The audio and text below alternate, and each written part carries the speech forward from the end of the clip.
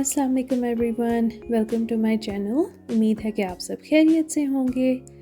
इस वीक का स्टार्ट हमने ग्रॉसरी शॉपिंग करके किया, जो यूजुअली हम नो फ्रिल्स से करते होते हैं। एक तो नो फ्रिल्स की वीकली डील्स बहुत अच्छी होती हैं, दूसरा अगर किसी और स्टोर पे प्राइसेस ज़्यादा सस्ती लगी हों तो प्राइस मैच कर देते हैं, और अगर कोई चीज़ ना भी डील पे हो तो उनकी बहुत ही मुनासिब कीमतें होती हैं। तो इस वजह से हम प्रेफर करते हैं कि यूजुअली नो फ्रिल्स ही जाएँ।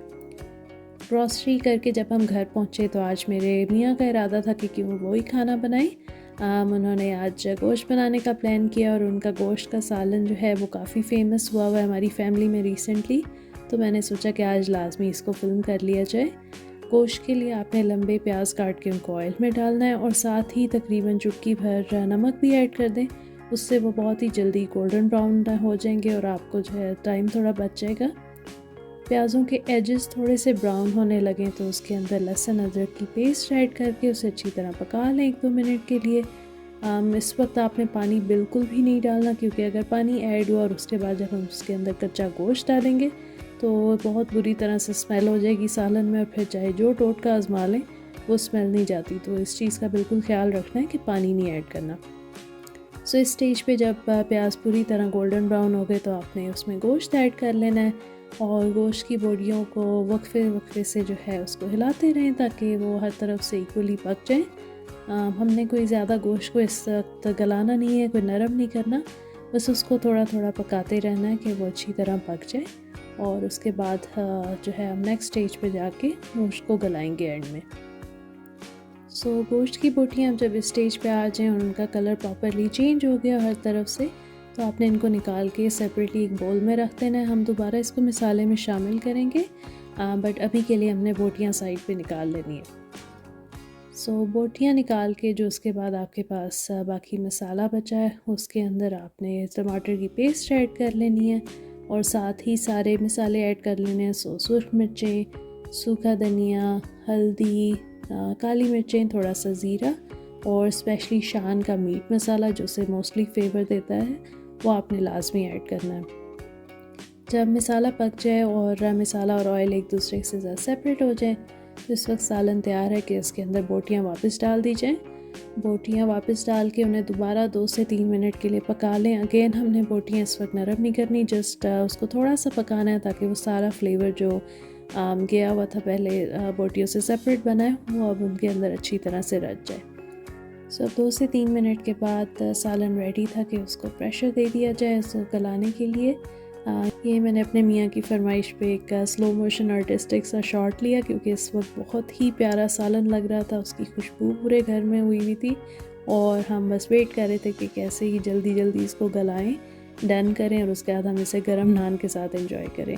सो हम लोगों ने प्रेशर के लिए इंस्टेंट पॉट लिया हुआ है, उसके अंदर काफ़ी सारे फंक्शंस हैं और प्रेशर भी उसका एक फ़ंक्शन है।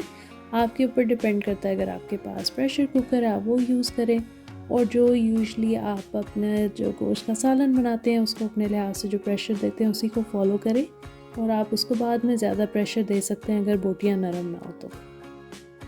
सो प्रेशर देने के बाद अब बोटियाँ फुली गल गई थी और तकरीबन इस तरह से कंसिस्टेंसी थी शोरवे और बोटी की। सो अब आपका सालन रेडी है। हमारी तरफ 2-3 हफ्ते से काफ़ी गर्मी पड़ रही थी, जिसकी वजह से हम बाहर नहीं निकले। आज मौसम बहुत प्यारा था, तो जब तक मेरे मियाँ खाना बना रहे थे मैं अपने बेटे को लेके बाहर बैठी रही। हमने थोड़ी सी 3D शेप्स सीखी और उनके नाम सीखे, और उन्हें कलर कोऑर्डिनेट करके उनमें कलर किया ताकि जो है वो आइडेंटिफाई कर सके। बट अल्हम्दुलिल्लाह बहुत ही अच्छी एक्टिविटी रही और मौसम भी बहुत प्यारा था, तो हम माँ बेटे ने बैठ के बाहर एंजॉय किया जब तक कि अंदर कुकिंग चल रही थी। नेक्स्ट डे क्योंकि सालन काफ़ी सारा ऑलरेडी बना हुआ था, मैंने सोचा कि आज मैं अपने बेटे के वो थोड़ा से कुछ नई चीज़ें सिखाती हूँ। मैंने उसकी एक वर्क बुक ली हुई है जिसके अंदर डिफरेंट सेक्शंस हैं, इंग्लिश की लैंग्वेज के, मैथ के, और इन जनरल जो है राइटिंग प्रैक्टिस के। तो आज सेक्शंस में से एक था नाउन्स।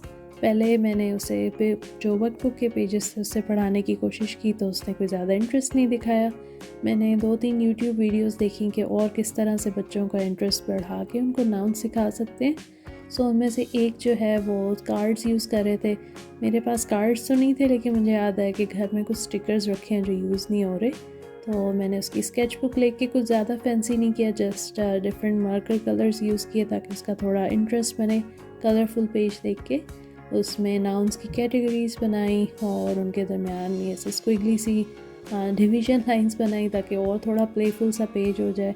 और एक्टिविटी के लिए मैंने तकरीबन कोई 4-6 डिफरेंट नाम लिखे थे स्टिकर्स पे। मुझे पता नहीं था अभी कि उसने कुछ इंटरेस्ट अब दिखाना है कि नहीं, तो मैंने सोचा स्टिकर्स ना ही ज़ाया किए जाएँ, पहले देखते हैं कि क्या बनता है। सो अल्हम्दुलिल्लाह उसने बहुत ही शौक़ से जो है सारी एक्टिविटी की। मैंने उसके लिए जो भी नाम लिखे थे चीज़ों के, जगहों के या फिर लोगों के, वो ऐसी चीज़ें थी जिससे वो ऑलरेडी फेमिलियर हो। तो यूजुअली हम लाइब्रेरी जाते हैं, पार्क जाते हैं और अर्ली ऑन सेंटर जाते हैं एक्टिविटी के लिए, तो मैंने सारी जगहों के लिए उसको वो नाम दिए ताकि जस्ट उसको शुरू में अच्छी एग्जांपल्स मिलती रहें। आहिस्ता आहिस्ता जैसे हमने एक्टिविटी और ज़्यादा की, उसकी अंडरस्टैंडिंग और बढ़ती गई।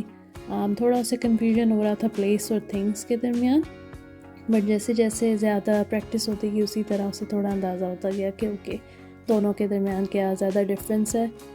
उसका इंटरेस्ट इतना बढ़ गया था कि उसके बाद वो फिर मुझे नाम और चीज़ें सजेस्ट करता रहा। तो उसने काफ़ी सारे मुझे कार्टून कैरेक्टर्स के नाम दिए जो हमने पीपल के अंडर कैटेगरी के अंदर रखे। और इसी तरह अल्लाह का शुक्र है काफ़ी उसका जो है ना आज ध्यान लगा रहा इसी में। बाहर गर्मी बहुत थी और मुझे पता था कि आज बिल्कुल भी चांस नहीं है कि हम पार्क में जा सकें, और बारिश भी साथ साथ हो रही थी तो काफ़ी जो है ना बाहर कीचड़ हुआ था।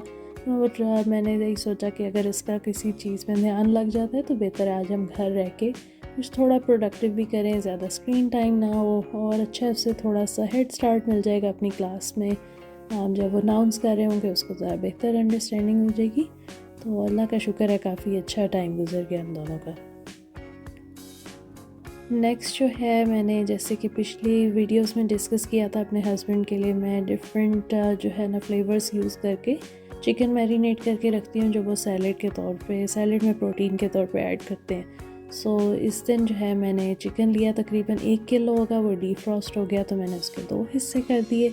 दोनों हिस्सों में मैंने दही ऐड की, उससे बोटियाँ जब एयर फ्रायर में स्पेशली बनाएं तो काफ़ी नरम रह जाती हैं। एक जो चिकन का हिस्सा था वो मैंने चिकन टिक्का मसाला शान का यूज़ करके मैरिनेट किया, और जो दूसरा हिस्सा था उसमें मैंने शान का चिकन तंदूरी मसाला ऐड किया। कभी कभी मैं लेमन पेपर सीजनिंग भी यूज़ करके वो भी बनाती होती हूँ, या फिर जो बारबेक्यू सॉस आती है जस्ट रेगुलर डिपिंग के लिए भी होती है, यूजुअली हम कॉस्को से लेते हैं। सो आप उसको मैरिनेट करने के लिए भी यूज़ कर सकते हैं। आप हमेशा देख सकते हैं सॉसेस के ऊपर अगर वो मैरिनेट के लिए सही है तो उस पर लिखा हुआ होगा मैरिनेट। तो ये कुछ फ्लेवर्स हैं जो मैं डिफरेंट हर वीक बनाती रहती हूँ, और फिर इनको एयर फ्रायर में फ्राई करके रेडी करके जो है मैं फ्रिज में स्टोर कर लेती हूँ, और थ्रू आउट द वीक हम फिर उनको यूज़ करते रहते हैं। So that's it for this week. इंशाल्लाह मिलते हैं next week. Don't forget to like and subscribe. अल्लाह हाफिज़।